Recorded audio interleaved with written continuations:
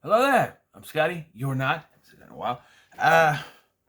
It's time to rank all the Rob Zombie movies from 9 to 1. 9 to 1. Okay. So, coming in at number 9, Rob Zombie's Halloween 2. Rob Zombie's Halloween 2. Number 2. Big Bag of Doody Doo is Halloween 2. I hate this movie. I really do. It takes, and I understand. I guess I understand some people who really like it because they go at, they see it as more of a Rob Zombie film. But as a fan of Halloween, Drum Dums is a big fan of Halloween and he loves this movie, so maybe it's different. But I just feel like this movie, it's not Halloween at all. There's the white horse shit. There's shoving his wife back into the story, which is the only reason why he did the white horse shit. White horse shit. Not white horse shit. White horse shit. Not actual horse shit, but you know. Anyway, bar none, Laurie Strode in this is mind-numbingly annoying. She was better in the theatrical version that I saw in theaters. This version is insufferable. Insufferable. You can't do nothing with her. Loomis is a cocky asshole who, at the end, sees the error of his ways, but it doesn't do anything. You make Michael Myers talk, which is not offending me anymore once I think about it. You know, his version of Michael Myers did not stop talking after the initial murders, so there's that. But still, he doesn't have the mask for the whole movie. He doesn't wear it at all. I'm done. Number 8 is The Haunted World of El Super Beasto. And this thing was, I don't even know what it was. It didn't do anything for me. It was terrible, booby jokes, and I just didn't get it. I just didn't get it. I didn't understand it. There's just so much going on that he's a superhero and his sister has an eye patch, and look, I don't remember much about this movie. I just know I didn't like it. Okay. Coming in at number 7 is going to be The Munsters, his newest film, that also just didn't do anything for me. I I can see it. It has the look and the feel of it without the black and white, but the acting from most of the cast is over the top, except for Grandpa, I forgot his name, Danny Roebuck. The other two don't even, like, it feels like Cherry and Zombie is going way over the top of their performance.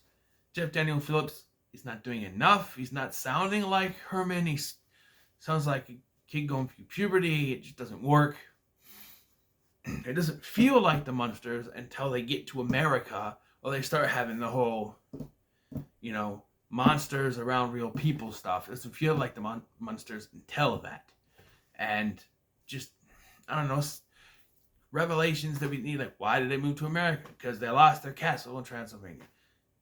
Igor's human here. What happened? Oh, he's a bat, which, okay, we already knew he was a bat, but now he's a bat on a hat. I don't know.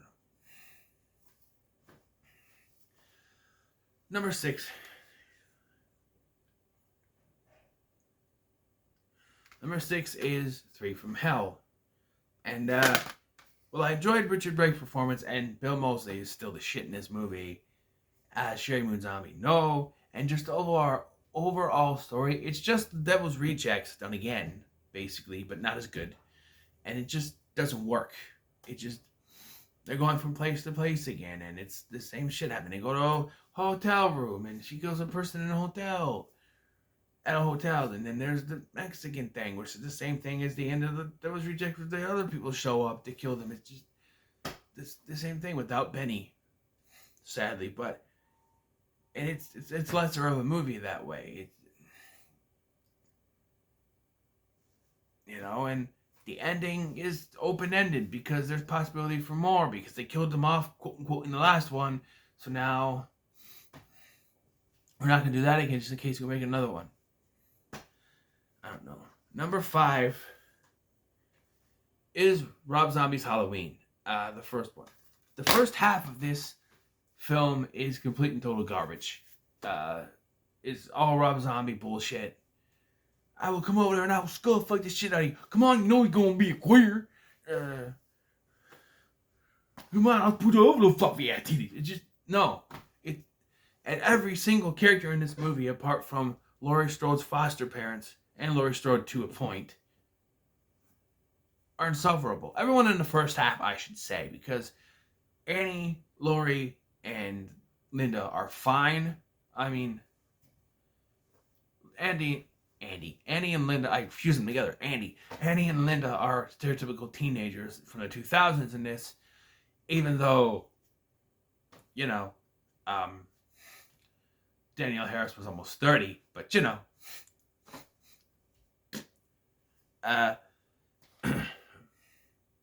probably already 30, but the second half of this is really good, and I think Tyler Mane is a kick-ass Michael. He's good in both, but they did him wrong in the second one.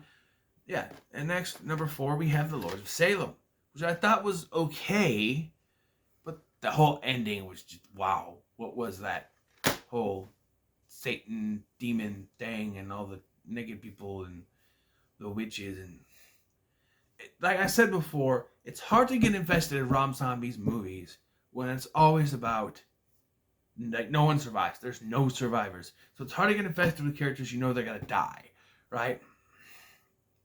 And so in this one, like every single character, bar from I think Ken Foree's character and Jeff Daniel Phillips, they don't die. But like Ken Foree is barely a character in this, and Jeff Daniel Phillips is sort of a love interest, but then just fucks off towards the end of the movie. And it just doesn't like they take her away, and he's like, oh, okay, and just like he's concerned about her, but doesn't do anything. And then I don't know, it just number 3 is 31. I like this as sort of a nice grindhouse, grimy slasher type flick sort of thing. I like the whole feel of the killers. And I do like that he's like, I don't know. Again, it's the whole they can't have any survivor thing. So you think she's going to survive. It's left up to the imagination, but it's Rob Zombie. She's dead. I'm sorry. He can't outright kill her off because it's his wife. So he just leaves it to the imagination. You know, he kind of did that with The Devil's Reject, we'll talk about pretty soon. But there was 3 of them, and it was sort of just gunshots riding towards the wind. But so now we're in the last 2, and these are the only 2 that I really generally liked, actually. So number 2 is House of a Thousand Corpses, and I actually really like this. I like the whole feel of it. I like the actors in this. You got Chris Hardwick, you got Rainn Wilson and stuff. Again, though, you know, and then you got Bill Moseley, who's not as good as he would be in Devil's Rejects. You got rest in peace. What the hell is his name?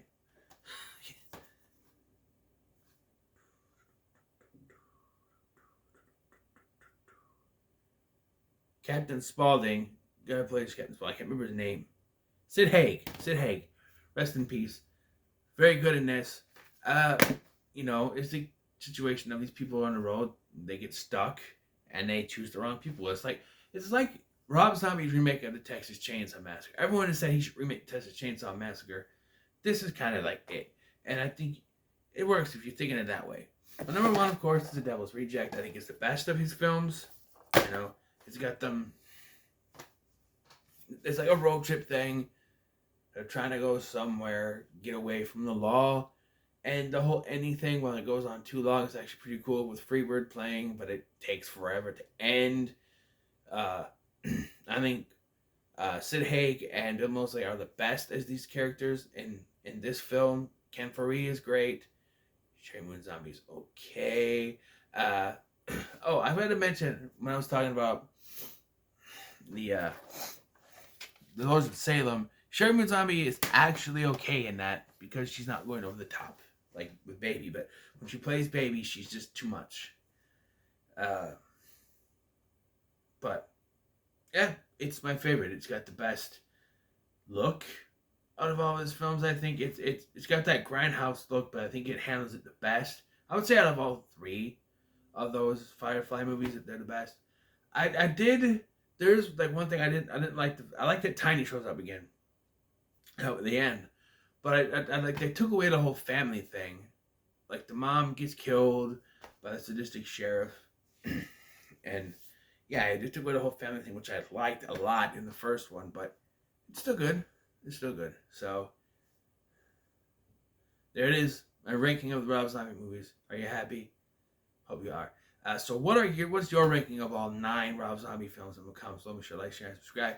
Thanks for watching. I've been Scotty, and I'll see you in the next one.